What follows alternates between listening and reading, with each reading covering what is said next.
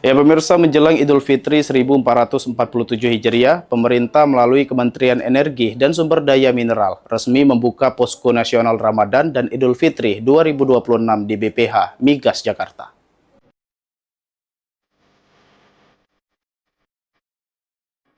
Dalam kesempatan tersebut, PLN memastikan pasokan listrik nasional dalam kondisi aman untuk menghadapi arus mudik. Direktur Utama PLN, Darmawan Prasojo menyebut beban puncak listrik diproyeksikan mencapai 47,20 gigawatt dengan daya mampu pasok sebesar 51,61 gigawatt sehingga masih tersedia cadangan daya sekitar 4,41 gigawatt.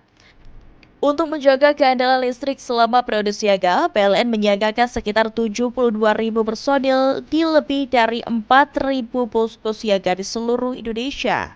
Selain itu, PLN juga menyiapkan 1.681 unit stasiun pengisian kendaraan listrik umum di hampir 1.000 lokasi sepanjang jalur mudik utama Sumatera Jawa Bali guna mendukung perjalanan pemudik pengguna kendaraan listrik jelang Idul Fitri.